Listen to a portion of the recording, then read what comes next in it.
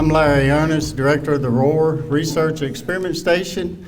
I'd like to welcome each and every one of you tonight to the meeting. Hopefully, each of you will find this event very helpful to our current situation in Southeast Arkansas. We have a whole host of guest speakers here tonight. By all means, don't be bashful about your questions. At this time, I'm going to introduce all of our speakers as we go across the list. Each speaker is going to come up to the podium and talk for about 5 minutes. And when we get through with that, then we'll open it up for our question and answer session. Okay? Any questions? Okay, our first speaker tonight is Dr. Vic Ford, our Associate Vice President for Ag, Natural Resources, and Extension. Dr. Ford. Thank you, Larry. Let me get you hooked up here. I want to introduce Dr. John Anderson. John, would you come up here? John is the department head for the Ag Economics and Ag Business at Fayetteville campus. And what we're going to talk about is how many acres and what does it cost? Normally during these events, what happens is I get phone calls starting about when the rain is still raining, how many acres affected, that kind of thing, and we just finally have developed a set of tools that we can just about answer that. So go ahead and my fellow who helped me with this is Mr. Jason Davis. He's working on his doctorate, and he's a good man to do these technologies. Something I could do, particularly in my younger days, but he's more up to date on this. Larry, go ahead, go to the next slide. These are the images we used. We're still working on Chico County. We're still working on Phillips County. But these are the images you use directly from the satellite data. Go ahead to the next one. And what we have now is what's affected. We also use the National Agricultural Statistics Service to look at the crops in terms of how many acres affected by crop.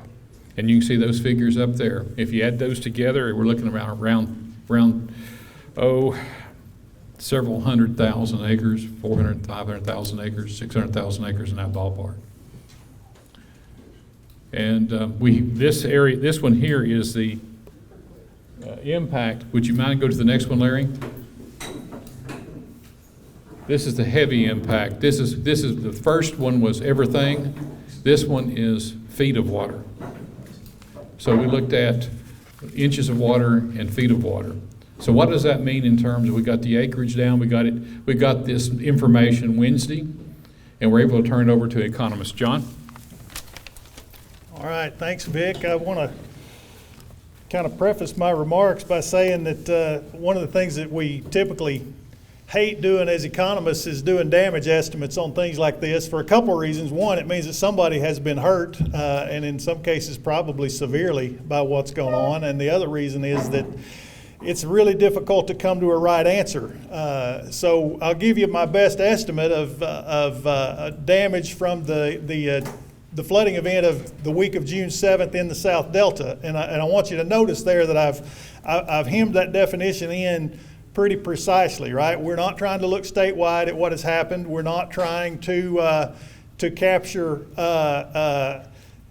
events from all year long in every county across all crops, but what are the major crop impacts in the state delta from the recent flooding event? And based on at least partially on the production side on the data that Vic just showed you, we're coming up with a preliminary estimate of around $205 million in direct damage on 5 major crops: soybeans, rice, corn, cotton, and wheat. And I'll give you a little bit of breakdown on that. About a little over 70 million of that is in soybeans, about that same amount in rice, about 60 million in damage on corn.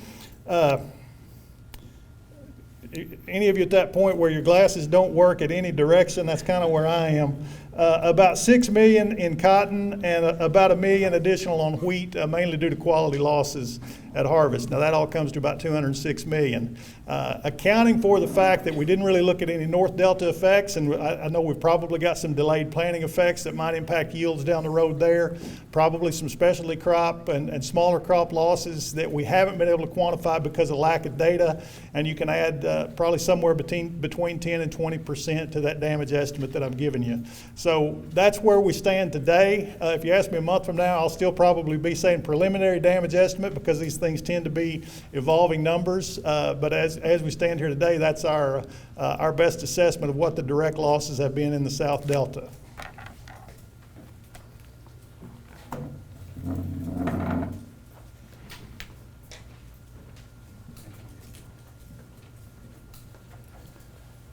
Okay, our next speaker tonight is Dr. Bill Robinson. He's our Extension Cotton Specialist. Thanks, Larry. 5 minutes is tough. I made me some cheat sheet to try to be a little more direct with my response. But I want to give a little bit of background information to start with. You know, if we look at, and everybody, most of y'all know I'm into soil health and doing all these things, but if you look at the volume of soil and what's in that, about half the volume of soil should be space for air and water. About 45% is your mineral component, sand, silt, and clay, and then your biological and organic matter. So when we get into a soil where it's been waterlogged and it's been flooded, we lose a lot of our soil structure. We lose a lot of that pore space, and then we get compaction and all those things. Bottom line is there's very little place for air. And when we look at plants, especially cotton, needs to have oxygen for the roots to grow. And so we have that thing going on when we have the lack of oxygen. And then when we look at cotton, cotton's a lot different than these other crops. The main thing is cotton's a perennial. It's a tree. It doesn't know it's going to die. And so we have to do a lot of management to get cotton to grow like an annual. And so with the poor oxygen levels that's in the soil, where are roots going to be? They're going to be real shallow because that's where the oxygen is. Now, as we progress in the season, we're going to have more oxygen moving down in the soil and our roots are going to get deeper. But the point is our roots or where active uptake is going to be where the oxygen is. And so when we lose soil structure, and one of the biggest things we see is crusting. A lot of these fields, I've seen people plowing today, trying to break that crust. When we break that crust, we get some oxygen in the soil and get that oxygen to go in. But there's a trade-off. We got to be real careful when we're plowing the cotton and other crops too with shallow roots that we don't destroy all of our active roots that are very shallow. So there's a trade-off that we got to be thinking about. And as we go in with the shallow root system, sometimes I've worked with some people that talk about cotton plant is a she, but the cotton plant is going to be real finicky because it's the shallow root system. It's going to be too easy to have too much water, and then when it gets dry, it's going to be easy to have too little water. And so the bottom line is when we irrigate, especially I would want to go, and I'm sure Chris is going to talk more about this later with irrigation, but like every other row, and we're going to have frequent irrigation, small amount of irrigation so we don't drown it out. Because the last thing we want to do is drown it out. One of the big things that I think about, when we have a flooding event, a saturating event, is think about, our fertility. We've lost a lot of nitrogen fertility. So one of the things I encourage you to do is avoid the temptation to put extra nitrogen on right now. Because think about, we got a shallow root system. It's going to get bigger and bigger as we go. We put a big slug of extra nitrogen on right now. When our root system gets established, as we get into the season, kind of most likely going to be as we get closer to cutout, then it's going to pick all that nitrogen up. Then what are we going to have on our hand, David? We're going to have a plant that's got the pedal to the metal, blowing black coal of smoke when we're wanting to pull the reins back. So we're going to get a plant that's very attracted to plant bugs. We're going to get a plant that's not wanting to respond to harvest aids, and we're going to be picking cotton after Thanksgiving. And so we got to be very careful on what we do. The main thing it needs right now is just a little bit of breathing room, a little bit of sunlight, so we can get some good growth. And on top of that, I'm going to talk about methylquat chloride, and when I'll say PICS, as everybody knows what I'm talking about on PICS. But PICS does have an impact on the root system. It slows the growth of the above ground portion more than it does the roots.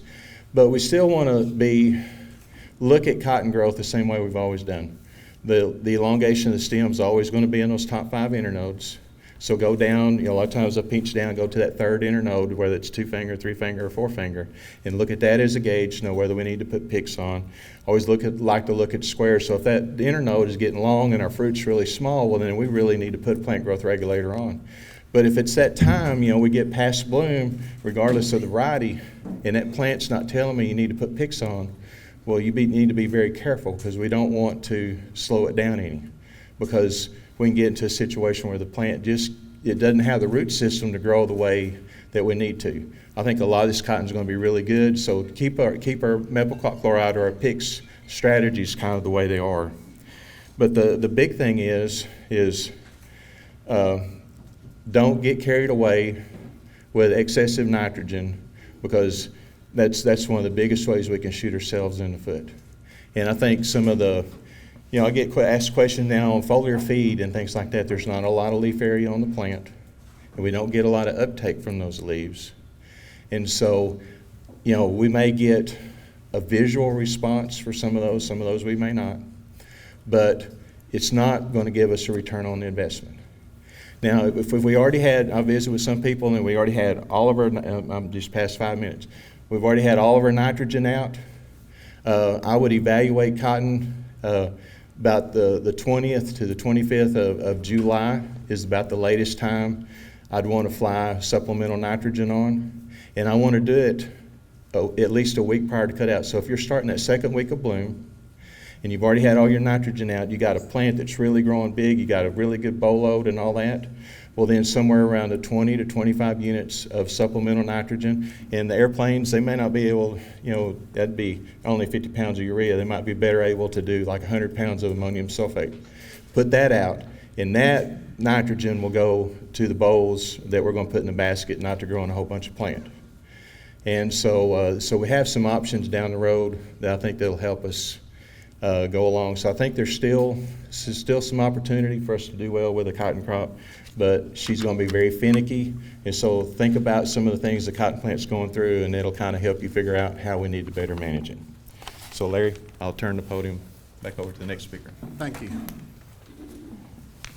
Okay, our next speaker tonight, and we're kind of rushing through this thing because I wanted all to try to be able to eat around 6:30, 6:45. But our next speaker is our extension soybean agronomist, Jeremy Ross.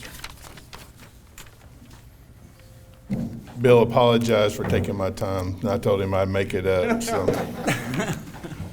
So this is probably going to be the quickest talk most of y'all probably ever seen me give. And so the main reason is I put a blog post out about 10 days ago with kind of the top 9 things to be thinking about. And there's actually copies of that post in the back. So anybody who wants to kind of grab these, be more than glad to take those because I don't want to take them home.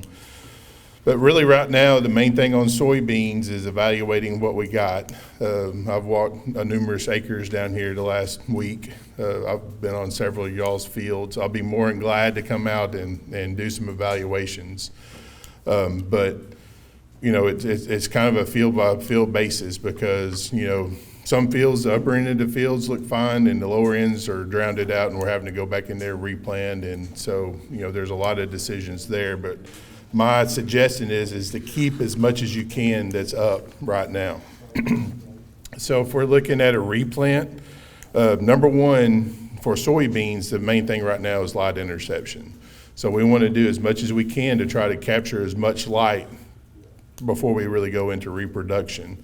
And with the maturities that we typically grow here in the state, it's always said that, by actually the 21st is kind of when we break over and start getting longer nights. But if you look at the handout, I'm still recommending group 4s at this point, and that's anywhere from a group, 4-5 to a 4-9. So number one is look at, stay within those group 4 maturity groups. when you're looking at replanting, increase your seeding rate 10 to 15% over what you typically have been doing under your normal production practices. So if you're 150, you may need to bump that another 15,000 or so. Row spacing, if you can get your drills out there, that's going to get benefit. Again, you're going to get quicker canopy closure, more light interception, and you're going to shade that ground out to try to prevent some of the weed problems that we're potentially going to have with this late planting. The main thing right now is every day we delay getting beans in the ground, we're losing yield. So as of June 15th, for Rohwer, Arkansas, this was a 3-year study we looked at down in Rohwer. We've already lost 21 or 22% max yield by delaying to June 15th. And then every day as we delay, we're just adding to that. So, we're 6 days, from June 15th, you could probably add another 5% to that. So, as of today, we're probably somewhere around upper 20s to 30% yield loss on a crop if we had got it planted under normal conditions. Last thing I want to mention is inoculants. I'm really going to push it, and I've been pushing it, talking to the producers down here I've met with. We've got a lot of data showing that we can increase yield with the use of an inoculant. And so if you look at our data, June 15th, we're getting somewhere between a 5 to 6 bushel increase with the use of an inoculant. And if you have to push that back to July, that's about a 10 to a 12 bushel increase with the use of inoculant. So, if you're still working on getting your seed and getting it treated, I would highly recommend trying to get, some kind of inoculant put on that. Some I've talked to, the only inoculant they were able to get was the dry formulation. That's better than nothing. Our data just shows it's not as consistent with the dry formulations just because you don't get quite the uniform coverage with the dry formulation that you do with the seed treatment. So, but increase your seeding rate, narrow up your row spacing, go with a group 4 variety, and then look at inoculants. There's still a lot of things going on with soybeans. I'll let some of the other specialists talk about weed control and insects, and we don't have a plant pathologist here tonight, but I'll be more than glad to try to answer those questions. But this late planted soybean crop is really going to kind of be a magnet for a lot of these late season pests. So we really need to stay on top of that particular crop and manage it as best we can. But again, if you want me to come down and walk your fields, if the water comes off, I'll be more than glad to do that. Contact the county agents. Some of y'all have my number. I'll be more than glad to do that. But again, I've got that handout in the back that kind of gives a little bit more information, a little bit more details on the kind of the 9 different things I talked about. So, and I'll be around for questions when we do that. So, thanks. Thank you, Dr. Ross. Okay, our next speaker tonight is Dr. Jason Kelly, our Extension Wheat and Feed Grains agronomist. All right, well, thank you, Larry. Well, I guess I probably have a little bit easier discussion because corn and grain sorghum are the main 2 crops I focus on. And on the back table, I put some information about planting dates on corn and grain sorghum. And end of June, 1st of July almost, I don't figure anybody's really wanting to replant corn unless they've got a real situation on some contracts. But we've done some planting date studies in the past on corn, and be honest, we don't have very many July plantings, Larry. I don't think at the Rohwer station we've ever had a July planting. We've had some middle of June before, but on the back table there's some planting date information, and basically you're looking at a 40% of a maximum yield potential. So, we had some on average 1st of June or 1st of July, May 87 bushel. So, you were thinking about replanting that's not a very good yield. So to me, I think most of those corn acres are probably going to get planted to something else. And I know there's a lot of other questions about herbicides. I know Tommy will talk about that here in a little bit. But, driving around, you see a lot of corn that was head tall, it's dead. How are you going to plant through it? That's a real question, and honestly, I don't have any real good answers. I know a lot of times wheat stubble and all that, we get a lot of down pressure. We can cut through those stalks. That's a lot of residue. I don't know. I see, David, you're shaking your head. I don't know how you plant through some of that. So there's some limitations there. Had some questions about grain sorghum. You know, we've planted grain sorghum pretty late sometimes. Grain sorghum price today is about $6.50 a bushel, historic highs. So we've had some guys that, well, I don't want to replant corn. I've got atrazine, got a lot of other herbicides out there. What about grain sorghum? Well, really the kind of the same situation. Once you get into that end of June, 1st of July, you're, you know, optimistically a half a yield. So if you're at 60, 70 bushel, I'm not sure that pays out. And entomologists will talk about sugarcane aphid, midge, headworms. You know, that's a lot of extra expense that you normally wouldn't have up front. In addition to the dry down. You know, a lot of people plant late grain sorghum, late corn. Takes forever for it to dry down. So field drying in the field, I guess you got a bin and dryer, that's one thing. Field drying is going to take a long time. So one thing I would consider, you know, you drive around, I see a lot of cornfields that still look pretty good. And so I know everybody's already got their insurance representative out there. Even these fields that from the road look good, make sure you fly the drone out there, because honestly there's probably as much wind damage around as there is flood damage. So green snap, we got corn that's what I would call kinked. It's not snap, but it's broke over. I'm going to essentially call it snap because in the end it's going to do the same thing. So driving around the field, head tall corn, tasseling corn, it may not be as good as what you think from the road. So go ahead and do that. And then lastly, a lot of questions on fertility. And we got Dr. Roberts, he may address some of that here in a little bit. But, you know, the corn plant, you know, a lot of this early planted corn, you know, we put out a lot of that nitrogen. The plant took up a lot of that nitrogen, fortunately. So, you know, Bill, you mentioned about sticking to your original plan. And I think even though in corn we put out a lot of nitrogen, we may have lost some nitrogen, but that early planted corn, a lot of that nitrogen's been taken up by the plant. And so, you know, maybe we didn't lose as much as what we think we probably did. Now, if you've got some later planted corn and you were still going to do that pre-tassel, I mean, I saw some corn probably waist tall, you know, just down the road there. So, you know, that corn, you know, I would stick to your original nitrogen fertilization program. And if you had included one of those pre-tassels, that's probably a good idea. So.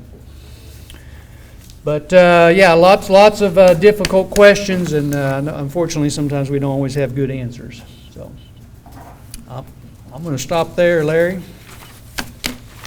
I'll be here around for questions as well. All right, thank you, Dr. Kelly. Our next speaker is Dr. Harkey, Jared Harkey. He's our Extension rice agronomist. How are you, sir? Thanks, everybody. It's obviously unfortunate that we're here having this discussion, and it gets a little stranger for the rice guy who works in the flooded crop to start talking about flood injury. But while it's certainly flood tolerant, it doesn't like to be submerged, certainly not completely submerged. So much to the acres already spoken of, and echoing some of the other speakers' comments, it's very much a wide range of variability of the impact on the rice crop. We have a lot of different stages of rice out there that went under the water. Again, at the back of the room, I likewise left a handout that if you didn't grab, please do, that has some comments we've put together on managing or expectations out of some of the crop, as well as a little bit of planting data on rice. I have had a few questions on some field situations that, again, getting back to herbicides and some things like that. What if I'm going to try and plant rice this late? So there's a few comments on that to look at some data that we have from up at Stuttgart from that. But the general expectation for most rice is if it's at a seedling to very early tillering stage, then our likelihood of survival is pretty good, even for a lengthy period of time. The greatest problem for me that we ran into was shortly after the flooding event. We got into very hot, very sunny conditions, and a lot of that water turned into what we call bath water, or even warm bath water conditions, which even rice will more or less kind of cook in that form. So when we're used to more often seeing small rice go under with a little bit cooler water, that survival expectation has proven to not be as long as what we have expected for most of these events. And then as you get into later tillering rice, approaching reproductive growth, panicle initiation, green ring, whatever you're more familiar with, they really typically don't have very long. So 7 days, you're probably fine if you can get them out of the water. 10 days or more, and odds are not good that we'll salvage that. But again, the heat of the water and the temperatures have shortened those timetables. So we've looked at a lot more fields that we've gotten the water off right at 7 days, late tillering rice, and as one grower unfortunately described, it looked like he'd poured hot grease over the field, and it would just melted down and yellow and not going to be salvageable at all. Again, bottoms of fields, some are completely lost. You get into the stretching component with rice. So when you have fields that are stretched in great height, getting the water down and going back to Bill's comment, getting oxygen, direct oxygen to those roots, so draining it completely to spur some more root growth at the top is going to be huge in helping to brace that plant that's now taller. And that's even going to go for smaller rice, of course. And then we have all the fields that maybe we survived, but we've lost a lot of levees and how to manage those. Again, there's some more detailed comments in that handout, and I'll be happy to get into those more specifically later. But just to touch on these comments, again, where you already have nitrogen out on the rice crop, don't just go ahead and put more out now. We really want to get the crop back healthy, back flooded, back where we want it to be. We also have row rice out there in this situation, so maybe not flooded, but get it back moving and healthy and then address those nitrogen needs later. We can address nitrogen shortages well into mid-season with a very strong response to that instead of creating more problems by applying it now. And again, kind of the replant part of it, if you're considering going back to rice this late, the fall will be your answer on whether you make much of a yield off of it. There is still some hybrid rice seed availability. Going to strongly encourage you to lean that way.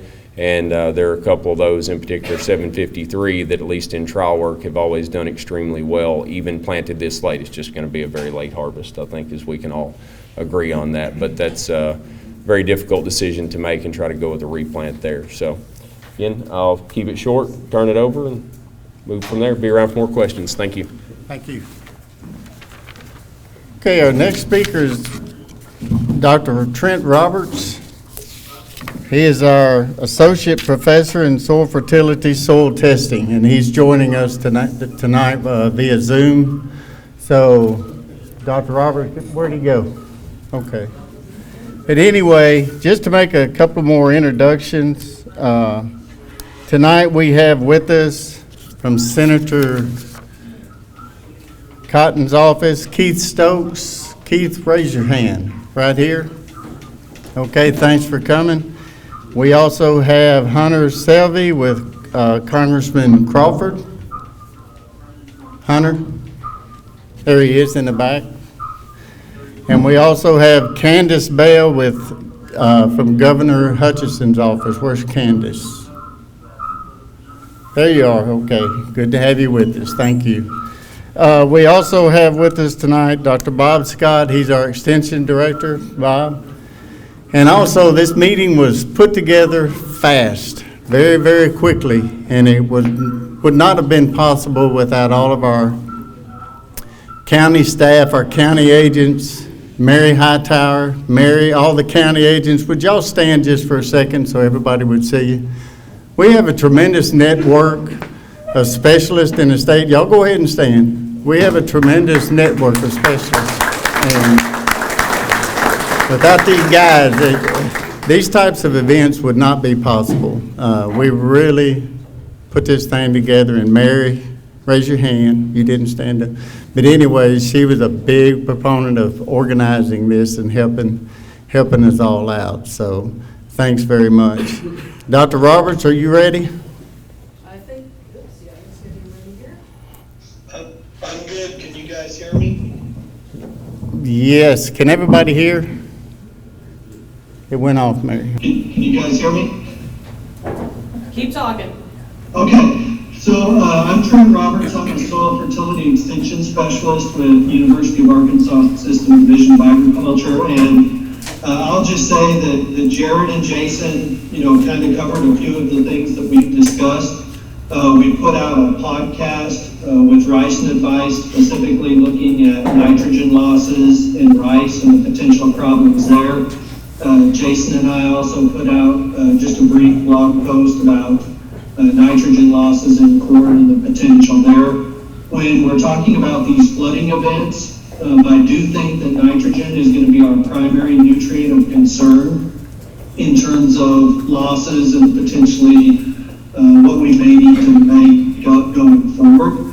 Unfortunately, the answer is going to be similar to what the other specialists have said. So much of this is going to be a case-by-case scenario, but I do think there are some general rules of thumb that Jared and Jason pointed out that we need to keep in mind. One of the first things is the timing of the flood in relation to your fertilizer application, specifically nitrogen, is going to be one of the critical points that you need to keep in mind, because that's really going to dictate how quickly the plant took up the nitrogen and how much was still available in the soil that could have been lost. So the first thing that we need to realize is any of the nitrogen that we got into the plant, we can consider safe. Unfortunately, any of the nitrogen that remained in the soil when it was flooded, we are probably going to have to consider it being lost. And so that's why the timing of the flood in relation to when the nitrogen fertilizer was applied becomes very important. When we look at both rice and corn, we can kind of say, 18 to 21 days is our safe zone. And so following a pre-flood nitrogen application in rice or a side dress nitrogen application in corn, once you've gone about 21 days, the majority of that nitrogen is going to be in the plant and be considered safe. When we're between kind of that application and that 21 days is where it starts to get really tricky predicting what you have lost. The next thing that I'll say is if we're thinking about corn in particular, I kind of consider the R2 growth stage the point of no return, in the sense of we can make nitrogen applications in corn all the way out until R2 and still effectively influence or impact our yield. Once we start to get past that point, then I don't think we can get it applied in a timely manner and start to make actual impacts on our corn grain yields. So whether you're trying to make up potential nitrogen losses or you want to continue with a pre-tassel nitrogen application in corn, R2 is kind of going to be that point of no return. As Jared or Dr. Hartke mentioned in rice, there's a wide window of opportunity there to apply mid-season or corrective applications in rice. So let's keep that in mind. Similar to what's been, said before, right now for the majority of us, nutrients are not our biggest concern. We need to get the water off the fields. We need to get air back in the root zones and get those plants kind of back and healthy before we start considering applying more nutrients. That's kind of where I'll leave it. Hopefully you all have my contact information, and I'd be happy to talk about specific scenarios with you, and I'll be hanging around for questions at the end of the speakers. Thanks. Thank you. Okay, before we get started, I overlooked somebody. He told me he'd be here, but I didn't see him before the meeting started, and that's State Representative Mark McElroy. So, and my neighbor, I might add. So, but anyway, we're glad you could make it tonight. So, before we go to our next speaker, one thing I wanted to mention: if you have a question, something pops in your mind, go ahead and start writing it down. The sessions, our speakers, we're getting close to the end. So when we get ready to start our question and answer, I want you to walk around against that wall and we'll come to the mic and ask the question one at a time, okay? And if you can't leave your chair, and age is the only excuse, then we'll bring a mic to you. But I would prefer everyone come up here. We're streaming this thing live. A lot of people are on, so I would like to be able for them to see y'all and hear the question better, okay? Okay, our next speaker is Dr. Chris Henry, Associate Professor, and he's going to talk to us tonight about water management. Hard to think about irrigation at a time like this, but you will have to irrigate this year, I'm pretty sure. It seems like every year's this way. I wonder why I have a job in the months of April and May, and then I get to June and July, and I'm always reminded. So some things that maybe you haven't thought about yet, go through a few things. First thing is any pumps that have been flooded, have been underwater, there's a really good chance you've got mud in them. All right, so we're going to need to flush those out, start them up as soon as you can. As soon as the water's off, we need to get the mud out of the screen so it doesn't clog your screen for when you really do need it here in about 30 days. So about 24 hours, what I would suggest doing if you've already hooked up the poly pipe, you better take the poly pipe off. Other ways you fill your pipe with mud. Could fill it with mud, depends on if your wells are sealed or not. About 24 hours. Then I would start to surge it, which means you pump it up. Right before it comes out, shut the motor off, let that water fall back down the column. When it does, it's going to come out of the bowl and hit the side of the screen and wash some of that mud off the side of the screen, but you need to get as much mud out early as you can. Okay, do that a couple of times. You got to be careful doing that, especially with electric motors, because if you turn electric motor on and off multiple times, one right after the other, you can burn the motor up or the starter panel up. And I promise you, you're going to have a hard time finding starter panels and motors this time of year with COVID and everything else that's happened this season. It's really hard to find components for motors and panels. Okay? Then if that does not fix it, they actually have ways, they're actually mud dispersants you can put down in the column and disperse that mud and flush it out if you can't get that well freed up. And the other thing I would think about doing if you've never done this is there's a good chance there's some bacteria down in that well.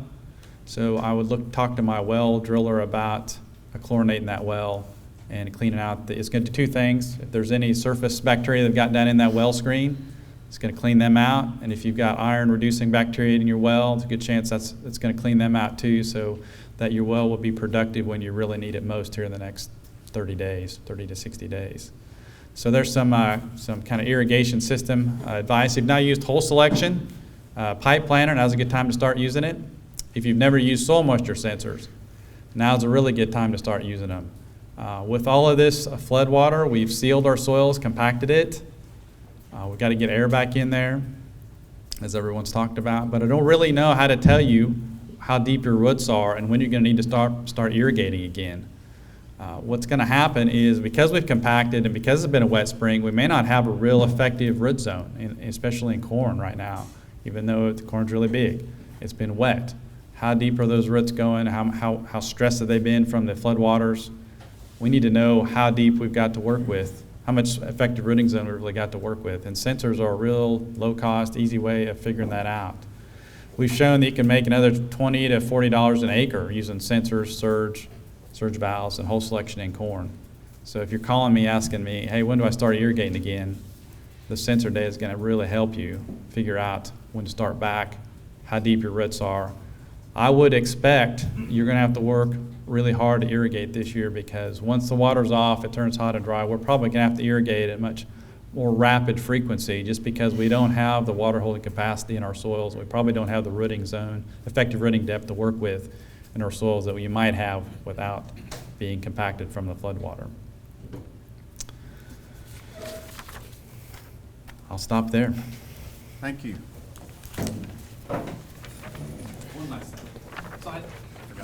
I've got a handout I put in the back table. So I put more details about things to think about. So if you want to pick that up.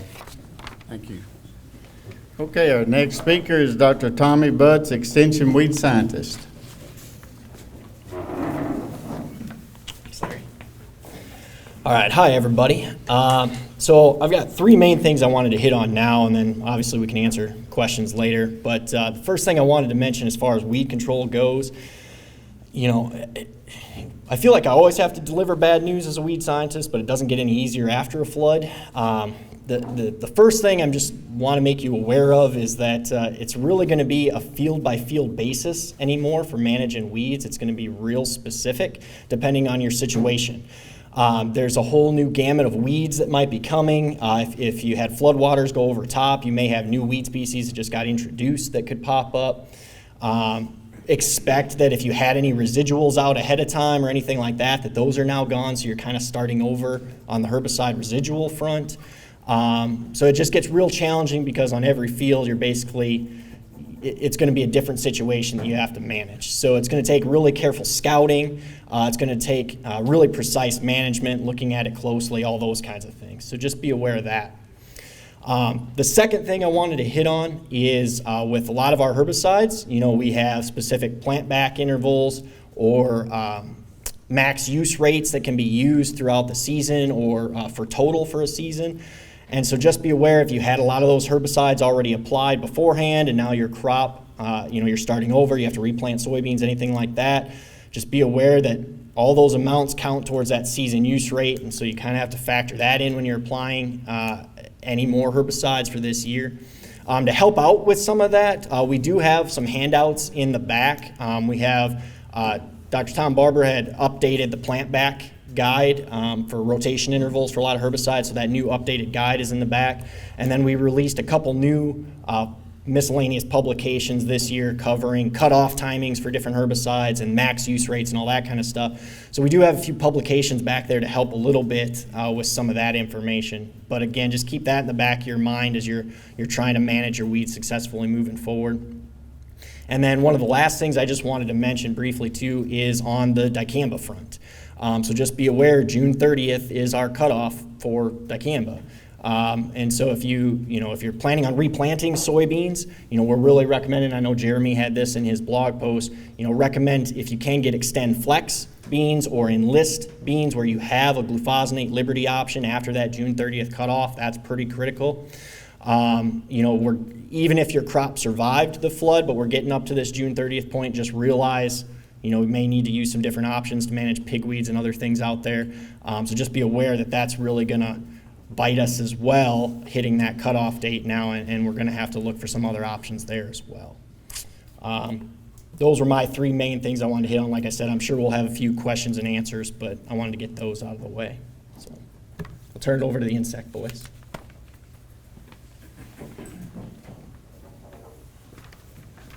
Okay, our next speaker is Dr. Gus Lorenz, and we also have tonight with us Ben Thrash and Nick Bateman. Yeah, I'll just make a couple of brief comments. Obviously, I don't need to tell you what late crops mean to insects. Insects are going to be bad, particularly in these late planted soybeans, and like Jeremy indicated, one of the things that we can do is narrow that row width up as much as possible to get that canopy closed as quickly as we can to avoid the problems. We're already catching 300 and 400 miles in a trap in a 4-day catch already, and so that's not where we want to be. So that's going to be critical, I think, is getting that canopy closed just as quickly as possible on these late planted soybeans. And I'll let Benny expand on that in a minute when he comes up. But the question about seed treatments, we've been getting a lot of calls on that, and where we see the most value with insecticide seed treatments, whether it's rice or cotton or soybeans, is particularly with late planted crops. And so I don't want you to cut corners and try to leave something out, trying to get by. I think that'd be a big mistake to leave the seed treatments out at all. And the other thing is, we're in a bind. We're trying to make as much as we can, and the tendency is to overcompensate for that. And our thresholds are going to be good whether it's a late planted crop or whether it's an early planted crop. Those thresholds are there to tell you when you need to make applications. Every day we don't spray is a good day. And if we don't have to spray, we don't want to spend money on this crop that we don't need to spray with insecticides. So when the time comes, and I can tell you right now, based on our experience on late planted soybeans, you better budget at least one stink bug application and one worm application. That's just the way it's going to be on these late planted soybeans. So that's something to keep in mind, and that's all. I'm going to leave it, and we'll take questions. That's what we're here for. But if Ben wants to come up and expand a little bit on that, I'll let him come up now.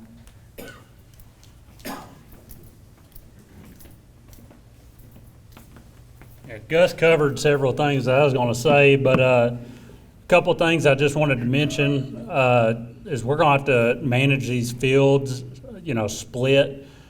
Just because there's stink bugs up in the top end of the field doesn't mean they're in the lower end of the field. And just because they're in the top end or in the lower end of the field doesn't mean they're in the top end. So you're going to have to scout both separately. Luckily this year, we had that really cold winter. Hopefully that keeps all the red bands out. We talked to some folks down in Louisiana, and they're really not picking up very many down there. So that's a little bit of good news. And one other thing, if anybody does go back with corn, defoliation in June planted corn actually can hurt you. Normally, we don't tell everybody not to spray corn for armyworms, but in really late planted corn, you can actually get a little bit of yield loss. So that's all I got.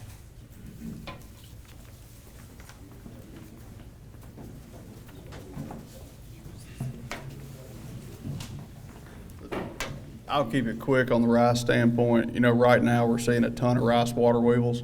As this water comes off, it's pushed a lot of these weevils out of the swampy areas and stuff that they're using as host. So we're seeing really high influxes right now. The later we get, the higher those populations get. Same way with rice stink bugs. The later we get, the higher those populations are. Gus always mentions you don't want to be first, you don't want to be last there. And just keep in mind too, we saw a little slippage with lambda down in Chico County last year in September. So if we do have a lot of late rice, we may end up having to rotate to a different chemistry instead of just lambda. Really, the only other option there is tenchu. With that, I guess we'll take any questions later.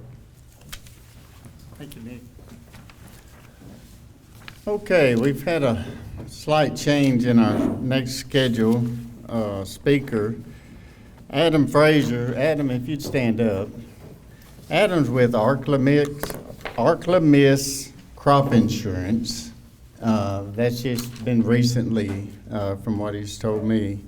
But he also asked Clay Orman, the marketing rep from NAU, that's the North American Underwriters Association, to come and talk to you tonight about crop insurance. But also, I wanted to mention Adam. Stand up, Adam. He's sponsoring your meal tonight, so let's have a hand for Adam. But anyway, at this time, Clay, if you don't mind, come on up. So. How's everybody doing? I'm Clay Orman. I'm with NAU Country. So we have a partnership with Arklamis, Adam, and then Jason, will you stand up? So any hard questions, you wait and you ask them. But I'm just kidding. But I'm going to go ahead and apologize. I'm not really a public speaker. Before I got here, Adam pretty much said, yeah, there's going to be about 5 to 10 farmers that you're going to have to speak to. I was like, I'm fine with that. So as I pulled into the parking lot, he started smiling. I said, oh, man. And, of course, he asked me to ride with him, so I was stuck. But I was just going to go over some stuff. There is, just from a crop insurance standpoint, just going over some of the coverage levels, there's a CAT policy. CAT policy is going to cover 50% of your coverage level, and it's going to cover 55% of your price. There's also buyout in crop insurance. So when you're buying up crop insurance, you can buy it from anywhere from 50 to 85%. So as you go up, this is a federal subsidized program. As you go up all the way up to 85, the subsidy drops off a little bit. So just keep that in mind.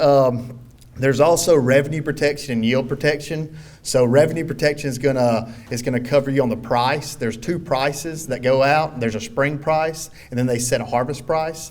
So that's sort of protecting you off the price. And then there's yield protection. So yield protection just protects you off your yield. Also keep in mind, there's just going through this real quick, enterprise unit and optional unit. Just describing an enterprise unit real quick. If you have crop insurance, you have an enterprise unit, it pretty much loops all your farms together. Enterprise units are definitely going to be more subsidized than the optional unit. Now, optional unit is it's going to be more expensive, but an optional unit will protect you farm by farm and practice by practice. So you can really split it out and each farm stands on its own. Just going over some stuff from y'all's standpoint. I know that, you had the flood and you come in, right now you come into a lot of first crop, second crop situations. This is where it's going to be a lot of tough decisions coming your way on first crop, second crop. So as of right now, it's really, there's a practical to replant. But once it gets past that practical to replant, let's just say you still have water sitting out there a couple of weeks, it gets past the practical to replant, and you come into they call it a first crop, second crop situation. So I've got a little chart here, and please ask questions if you have them. But when you come into that first crop, second crop situation, you have, let's just say, give it an example, you have corn out there, and then you realize, hey, look, it's past the practical replant, of course, on corn, and it's like, hey, I need to plant this into soybeans, or I want to plant this into soybeans. So in that situation, you can actually insure those soybeans, and you will get a payment up to 35%, based off your unit structure, and you'll have to pay 35% of the premium on that. But there's also another option. You can actually waive that crop insurance on soybeans, and you can just say, I'm not going to insure those soybeans. I'm just going to take the corn payment. So there's a lot of situations as you get closer on that you're going to some decisions that can be made from a crop insurance standpoint. Please ask me, Jason, Adam. Did I miss anything, Adam? All right. I didn't want to butcher that. Sometimes I'll start talking about first crop, second crop, I butcher it. But any questions y'all have, just let me know, and we'll go from there. Thank you. Okay, how many of us have questions tonight? No, I know we have some questions. I didn't field them all. So anyway, to kind of get this thing started tonight, y'all please don't be bashful. I know there's questions out there.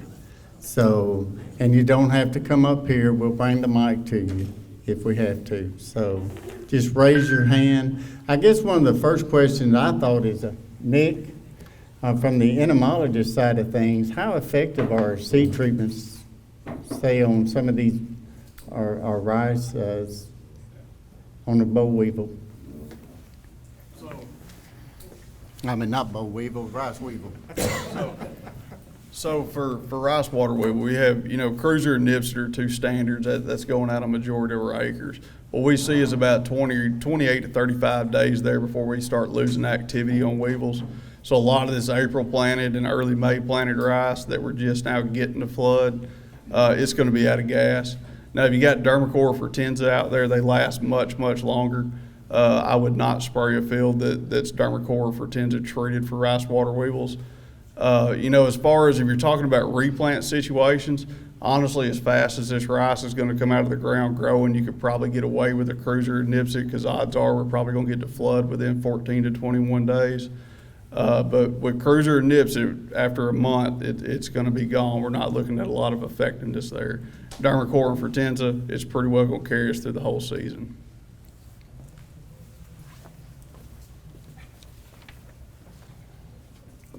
Anybody else? We've got plenty of time.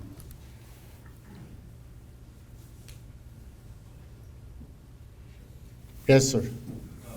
Jared, with all the leaf litter material that's in the water, what's the possibility of seeing more hydrogen sulfide in rice this year?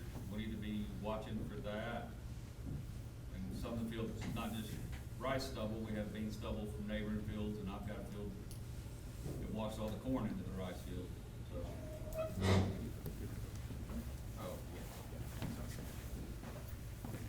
So I'll try to repeat the question. So the likelihood of increased hydrogen sulfide toxicity. So the main driver there is the sulfur and the iron content in the soil. So having looked at that past few years, if you have those and more elevated organic matter, that's one of the other components that Trent, if he's still on, and could even possibly chime in. Is he still on there? and could chime, if he, I don't know, can he ding in, whatever, if he wants to chime in a little bit more. We got to give him a bell or something. But one of the main components there, but honestly, with just that, if it's not already a field with a history of it, I really don't expect it to kick off and be more. If the field has some history of it, that's going to help exaggerate it. And already so far, we've seen some of those fields certainly get amplified that much more with this flooding event, just that added stress that was already there on the crop, and it's made that hydrogen sulfide go into just that situation, go into overdrive and make those worse. Trent, did you catch any of that? He's frozen. There we go. Is your mic on? It is. Oh, hang on. We can't hear you, Trent.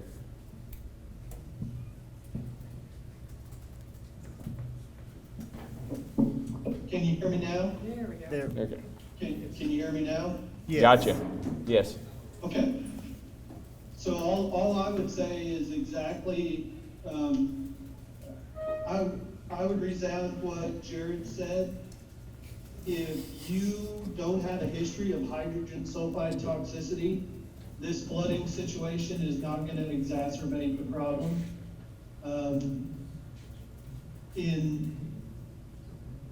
In areas where you've had it before, this could certainly speed up the process where you might see it sooner than you would traditionally have. But that's all I have to say.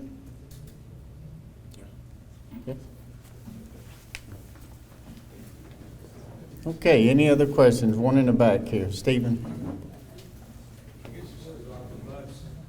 Can you hear me okay? I'm sitting here listening, I'm looking at this plant mat for common herbicides. I'm thinking about replanting beans, let's say July 1, maybe first week of July, by the time some of this gets done. Can you say a word about reinforce the fact these intervals don't change just because you plant late, so you need to give really strong consideration in your next year or so. Is that a question, Keith? So there's a couple parts to this that I did want to hit on anyway too. So basically like Keith is hitting on, okay, just to reemphasize, okay, the later we're planting, the later we're applying these herbicides.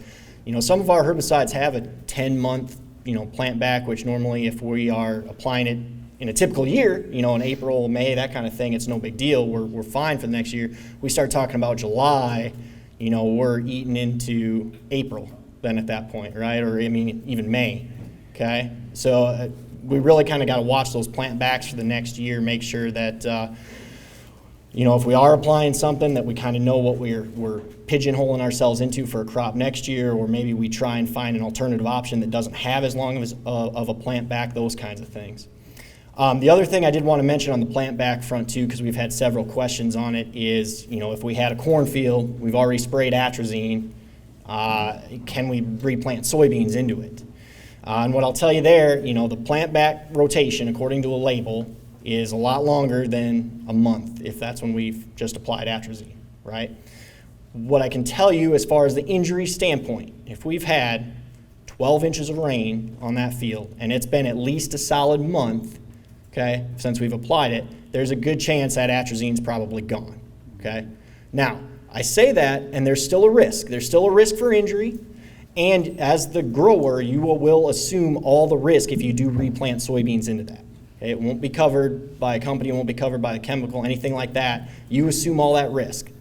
But, generally speaking, with that much rainfall, and if it was at least a month ago, more than likely a lot of that is out of that soil bank now. So I did want to mention that as well. Does that kind of cover your question, Keith? What about Cotaran and Brake going back to beans? So Cotaran would probably be similar to atrazine, and Tom's in the back there, so he may interject on me, but I would say Cotaran would be very similar to the atrazine front. Brake is a whole different story, I think. Brake is very water soluble. It likes to get reactivated, kind of like command in rice. It likes to get more moisture over and over again and will keep reactivating. So we actually, Bill and me and Tom had a conversation about brake, and we kind of would expect that if you tried to plant soybeans into a field that had brake on it, you're probably going to bleach it. I don't know if Tom can give you a better idea of the severity of it, but you're probably definitely going to see symptoms coming out of that. Tom, you got anything you want to add on that? Brake and Cottaran. Brake and Cottaran. So Cottaran, I feel pretty confident we can go back with, because we do that without a big flood sometimes when we fail a cotton stand anyway. So I know if we have at least 4 weeks with the rates of Cottaran we're using now, we're probably going to be pretty good. Coming back with beans. Brake, like you said, I mean, brake is also used, fluoridone is used as an aquatic herbicide, so it likes water. And so I'm a little more concerned with where we've got brake out, coming back to beans, but again, you know, a lot of that's just a risk we're probably gonna, I guess, have to accept or take if we're gonna get the beans going. But again, we're applying a lower rate. When I look at my weed control plots that we've had break out for 4 weeks, with all the rain that we've had, we're starting to see weeds come up through it. So I feel like moving that over to beans, you know, beans have a pretty good chance of coming up through it too. So I just, you know, I couldn't put a number on it percentage wise, but you know, I think we got a pretty good shot at getting them up. Tom, we've got a follow-up question from Trent Roberts here. Trent, you're not allowed to ask questions.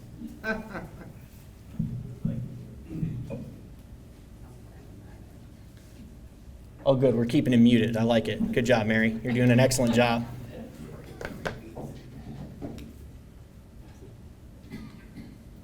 Trent, you gonna ask a question?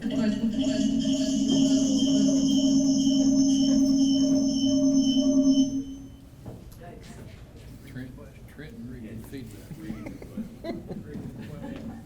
Out for the feedback. Okay, can we do a simple?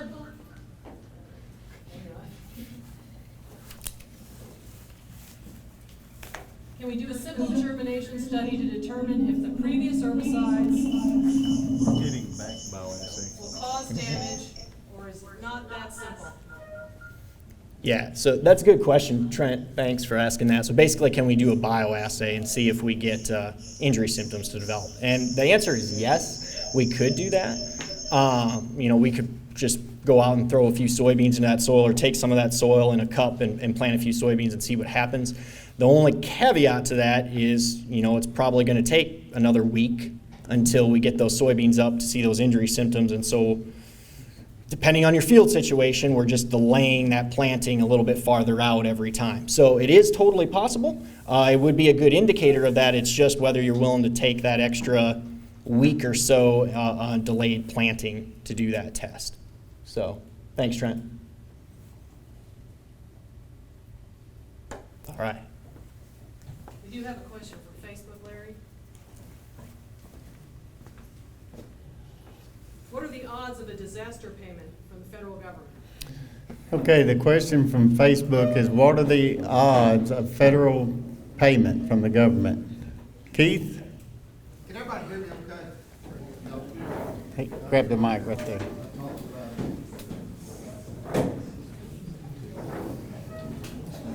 Everybody hear me okay? First off, I appreciate the extension putting this together for all the farmers and everything. As of right now, we don't have a lot of information. We feel like our best bet, and I think Senator Baldwin was here over the weekend and visited with a lot of farmers. Very fortunate to have Senator Baldwin and his leadership ability on the Senate Ag Committee, and also Representative Crawford, also on the House side, and Representative Western. So we have a lot of representation, but probably what we're looking at is, I know you are aware, there's also disaster going out west in drought, and you're probably looking at working our disaster in with our disaster and coming up with a bill that's going to fit the needs of both. Now, as all of y'all know, when you bring a lot of states together to work on bills, it takes a little time and things to work through. But us right now, we feel like that's our best option, is working with the states out west with their disaster and putting our disaster in on that. I wish I had more and better information for you. But right now, that's what we're working with. So right now you're saying, Keith, that information is important. So if you could elaborate on what kind of information you need, and if you could be more precise in that, that would be beneficial. And it's Dr. Ford, and then we're talking about putting together, we need to get out there, we need to evaluate our damage in the fields and everything. We need to get our FSA agents out there also to get those numbers in. And we need to gather all that information as soon as possible, so we'll have a number and kind of have an idea of what it's going to take to try to help folks out through this. Good, appreciate it. Any other questions? Plenty of time. Yes, sir.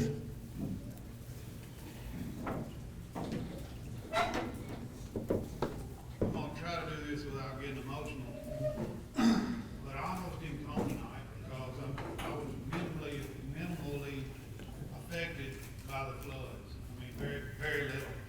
But as I came, I sat here and I looked at all these, bunch of my friends here that are in real serious trouble, and the disaster trouble you're talking about will probably help some. Those guys in the north, they're insured up, to the max because they have a chance of drought all the time, and we're not.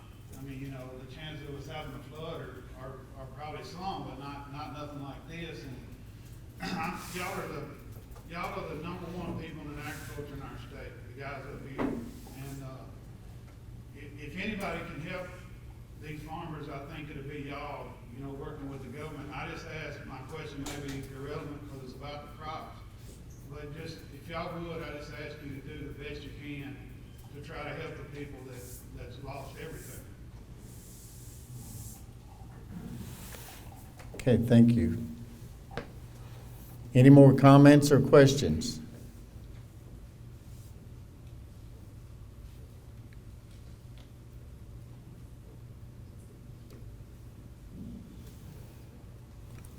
Dinner's not ready.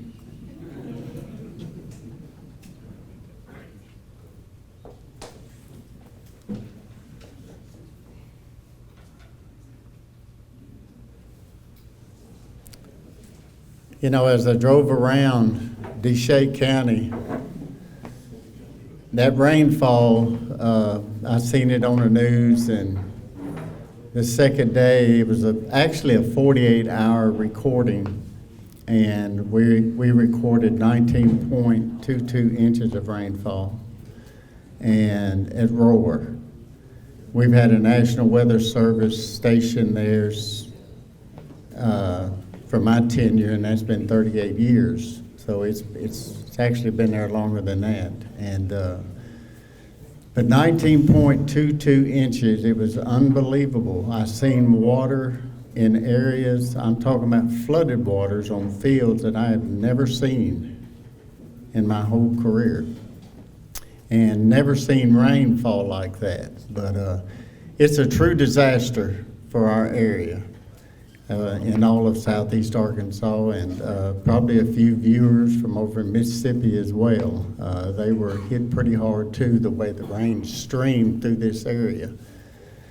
When I look back and I seen fields, I couldn't even tell what crop was in it. I knew what crop was there, but there was no way to identify it. The water was literally 20 feet deep on some of these fields, on the lower ends and the back sides, around some of our main drainage areas. It's sad. It's really, really sad, and a lot of farmers have still got water on their fields and probably won't be off for another 10 days. I've seen corn, lower ends of cornfields just collapsing from about 8 days, I would say it probably took. Jason, do you have an estimate on that? 4 to 5 days, and where we're going to end up with our yields on this corn is a question Jason and I had a long discussion about, and we have some ideas. And Jason, if you would take a minute to talk about that, I'd appreciate it at this time. I don't remember the amount of acres we had that were injured by corn, but it was quite a few, wasn't it? Dr. Ford? Yes. Yeah, corn was at 104,849 acres. Was Desha County the largest county? Yes. Yeah, okay.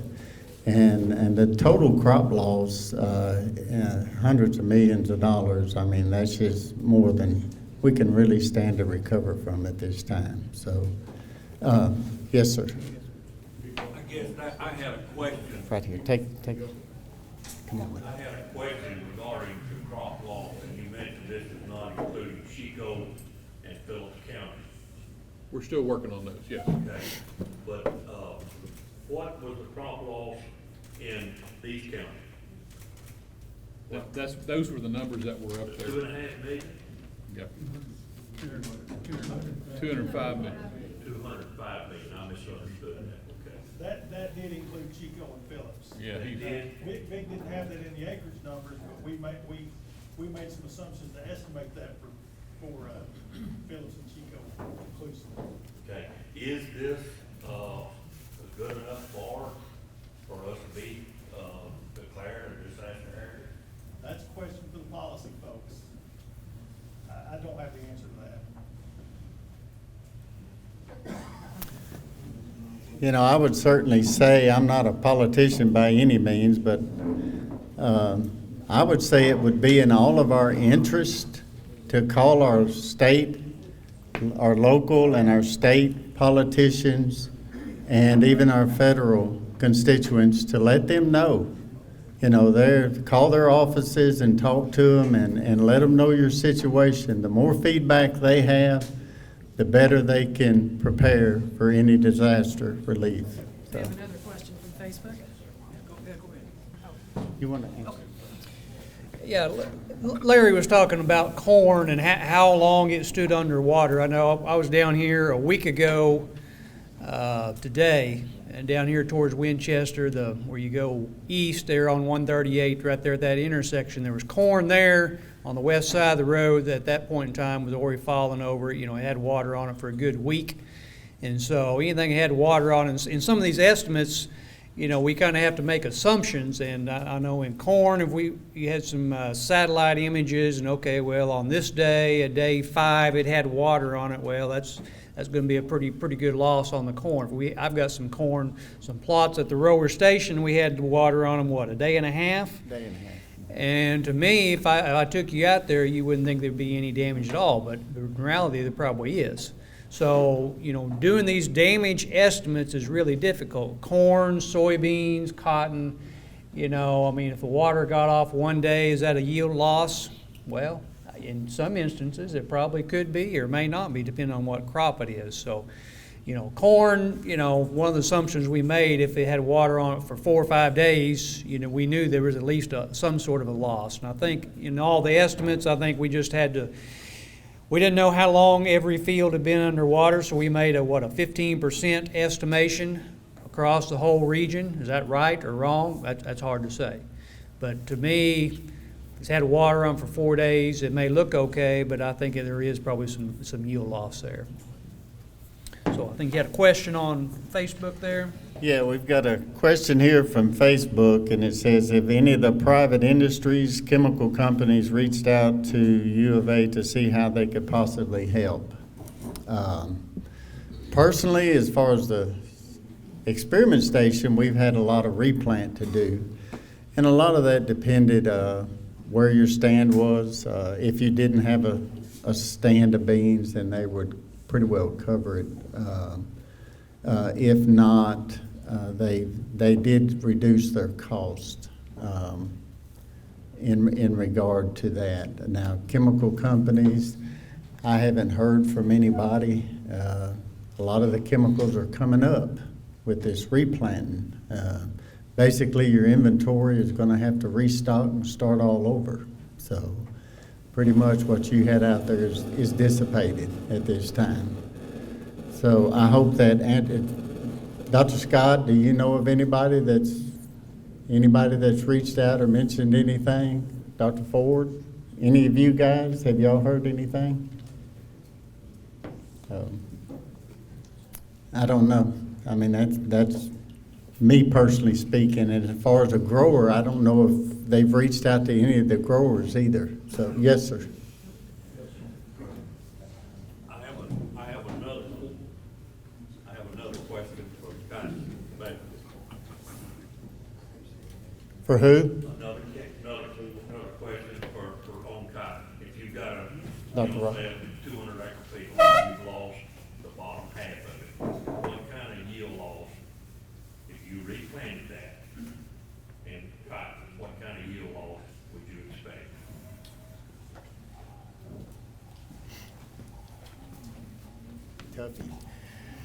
Yeah, you know, that's a good question, and I would just be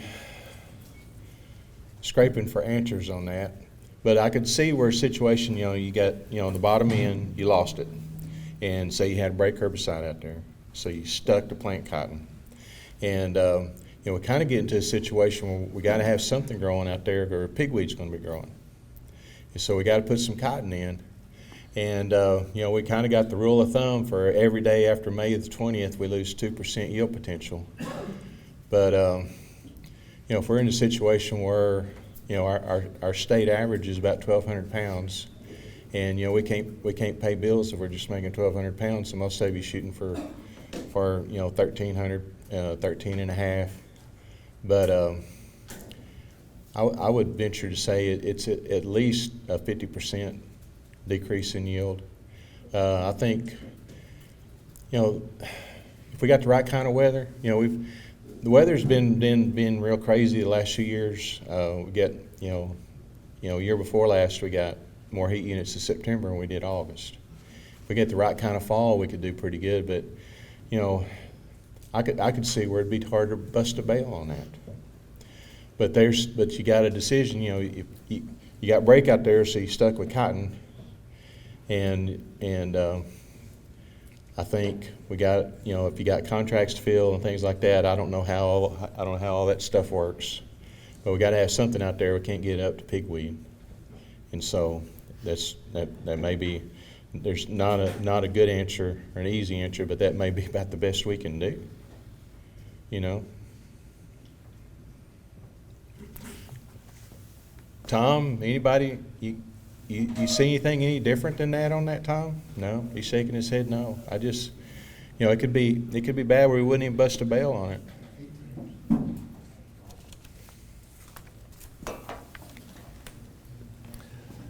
Okay, I've got a question for every producer in here at this time. And Hunter, Keith, Candace, this is one thing that's really pressing on a lot of our farmers that lost anywhere from 30, 40, 50% to 100%.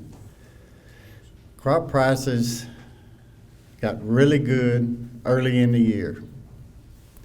So a lot of producers booked a lot of their crop.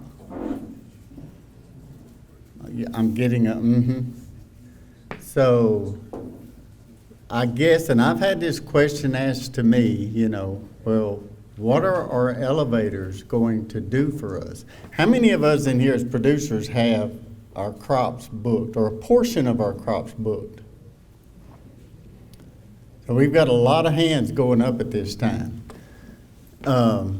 You know, I don't know what a lot of our elevators are going to do. We have several in the area. I have reached out to them, and I have not heard back at this time. But I don't know, but this is a very pressing question, Keith, Hunter, Candace, to a lot of our farmers today, is how in the world are we going to fill those contracts? So replanting is simple. Yeah, we've got to replant, but there's a lot more to that than just replanting our crop. I go back to my childhood, and we used to never think about planting a bean crop till June. Cotton always went in first, and rice, and then we worried about beans in June. And still made a pretty good crop. But Gus, we dealt with a lot of insects back then. So you remember the days we scouted cotton? But the bollworms would start leaving the cotton and moving to your beans. So it was a never-ending cycle. And our mentality today is different than what it was then. So now we've got to go back and rethink a lot of things.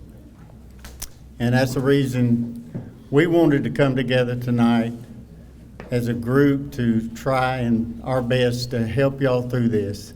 And tonight doesn't end it by any means. So everybody here tonight, we have a tremendous network of agents out there, scientists that are on board and that are willing to help at your beck and call. So, you know, I would recommend as a government, I'd be talking to these grain elevators. Some of them are national.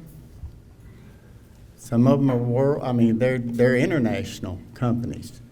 So how you deal with them and what they're going to do for a lot of these bookings is very serious. So that's a serious aspect to this. Anybody have any other questions?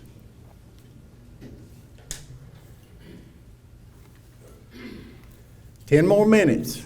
Larry, can I hit that question again? Yes. Mm-hmm. Dr. Robertson wants to hit that question one more time, sir. Yeah, I had a chance to think about it. Okay, if we look at cotton, if we look how cotton grows, say we plant on July 1, it's going to usually, our target development curve is 35 days per square. But when we plant it where we're getting a lot of heat units, we can get to square in say 25 to 30 days. And so we plant July 1, and I just put a deal down, we'll hit square about July the 26th. And then cotton is real predictable. From planting to squaring is kind of dependent on how fast it grows. But from a first square to first flower, pretty well locks in about 20 days. So we'll figure another 3 weeks. So we could have a bloom by August the 9th, August the 10th. And then for here, Gus, latest possible cutout date. A little bit further south, sometimes I stretch it to August the 23rd, but kind of right in here, I'm thinking, say, the August the 20th. And so that gives you 10 days of effective bloom. And usually we like to think, Neil Benson's here. I know his dad up in Mississippi County, and we've made almost 4 bale cotton with an effective bloom of 3 weeks. That's 3 weeks from the very first flower to cutout. And so, but that's kind of where we are. We're going to have about 10 days, a week to 10 days of effective bloom. And then beyond that, you're at the tail end of the season, so you're fighting the fire out of bugs. And, we got to be a Bogart 3, because Bogart 2 ain't going to cut it, is it, Gus? No. And we can't put too much nitrogen on there, because it can't be the candy. Because, plant bugs, they like the candy. And so they're going to go to that green, lush cotton. And so we got to manage it right, but about 10 days of effective bloom, I think is about all you can get out of it. And so, that's a little better than a third. And so a bale of cotton might not be much more realistic than a bale of cotton. But thinking, because I had to sit down and think about what I know about cotton and how it grows, and then put that into these dates. So that's my best answer.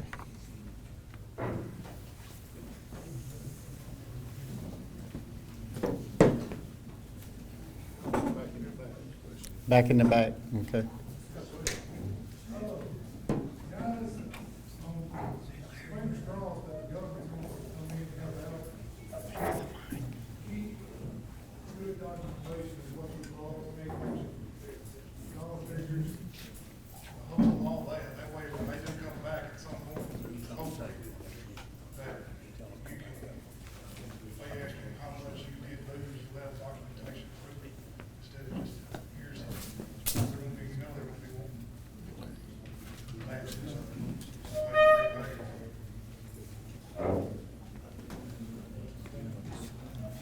couldn't hear it. I couldn't hear him. Ask him to repeat it. Seed tickets for where you've had to rebuy seed, chemicals, anything extra that this flood cost you, keep documentation of that. When that SA gives you the call, we're going to have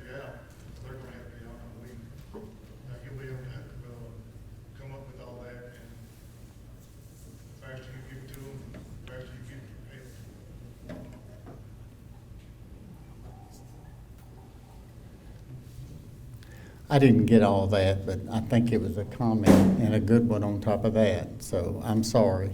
Did y'all hear it? Jeremy, could y'all hear it? Keep your records. Keep records. Oh, okay, keep records, I'm with you, okay. All right. Dr. Ford wants to say a word or two here. Yes, sir, hold on, one more, I'm sorry.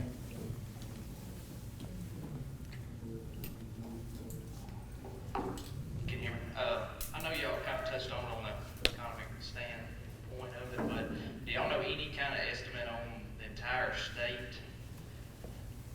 percentage of loss?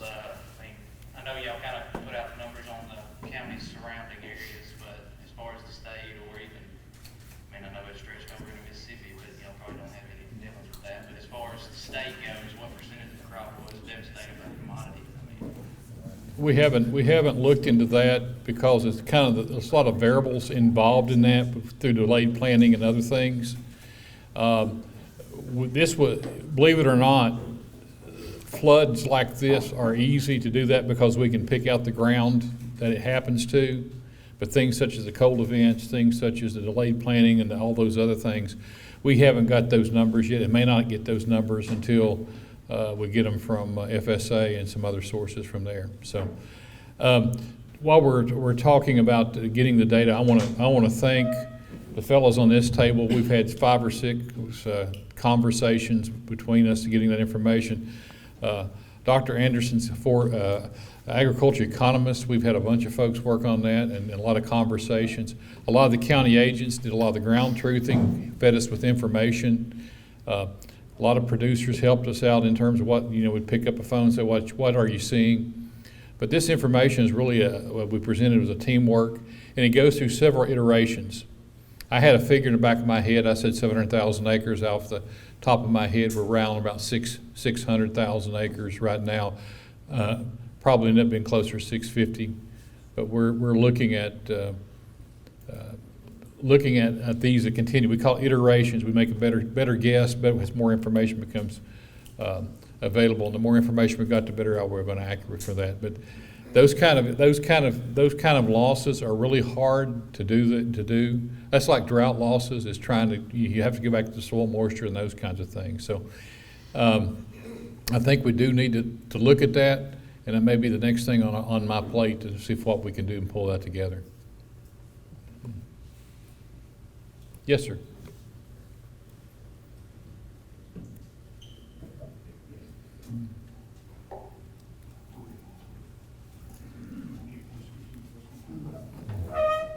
The 600,000 that you just quoted there, is that from the 3 counties? That's from 5 counties. 5 counties. Yeah. Okay. Could you name the county? Name the county. Lone Oak, Prairie, Arkansas, Jefferson, Lincoln, and Desha, and a little bit of Drew. Do that again. Lone Oak, Prairie, Arkansas, Jefferson, Lincoln, Desha, and the northeast corner of Drew. And Dr. Anderson went ahead and did some estimates on Chico, but we're working on Chico. Okay, I guess this goes to the politicians here, and kind of, I'm from Chico County, Mhm. the Louisiana line. We only received 5 inches of rain. But you Some got of it. it less than that. We were fine. And then we were watching the news and all this country was flooded here. And we have watersheds down there that we're on limited budgets to keep our ditches clean, things like that. Here this water comes, it comes all the way through this whole country. And we need help with infrastructure money down here in this end of the state or the whole state. I don't know how I just know we need help. We need somebody to help us kind of get this water south. The ditches are there. We work on a limited budget. Farmers can only pay so much tax money to help clean these ditches out and keep them clean. It's a constant thing. It's every year deal. We work good with everybody. We work good with our bigger watershed ditches that's in this country. But guess we just need some help from either the state, the federal government, or just somebody. Thank you.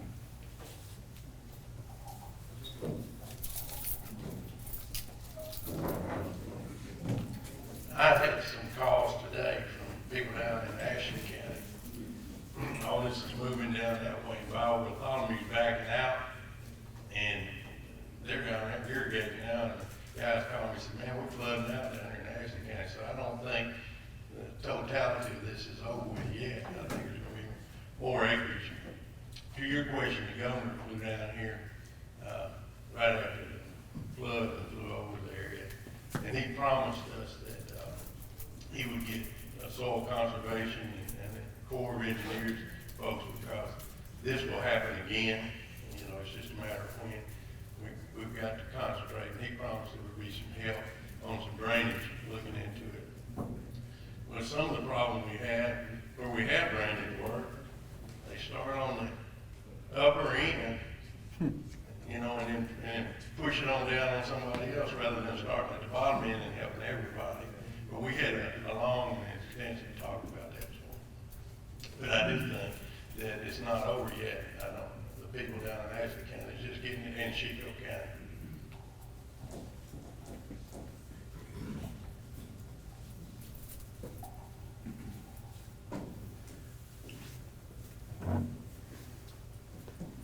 Okay, any more questions? Okay, our dinner's ready. It's been a very good meeting. I think a lot of good questions, and hopefully a lot of answers will come out of this. Maybe not all of them today, but be sure to stay in touch with your county offices, your agents, and your specialists throughout our state. And I want to thank personally this group that's up here today for their time and their effort that they put in to be here and to help relieve your minds as much as possible right now into what our future is going to look like and what you need to be thinking about as well. Clay wants to say one thing before we take off to go eat, and we'll have an invitation for the meal, and invocation for the meal, and then we'll eat. We'll go through the double doors. We'll come back through these doors here and come back to your seat, okay? I just wanted, from a crop insurance standpoint, I did want to say one more thing. You know, with the damage of the flood, just make sure, you know, before you, and I talked about first crop, second crop, just make sure, you know, you call your agent, turn in a claim, make sure that adjuster gets out there before you ever destroy and go to another crop. Just from the insurance side, I wanted to do that. And then I also wanted to make a promise, you know, from our standpoint, I will, you know, I'm actually from North Mississippi. I will make, you know, phone calls to the people that are, you know, in the companies, and just let them know that what y'all are going through, and make sure we do our part. So I just wanted to say that, and I appreciate it, sir. Thank you. Okay, at this time, Brother Stark's going to ask the blessing upon our meal, and then we'll go through our double doors out here.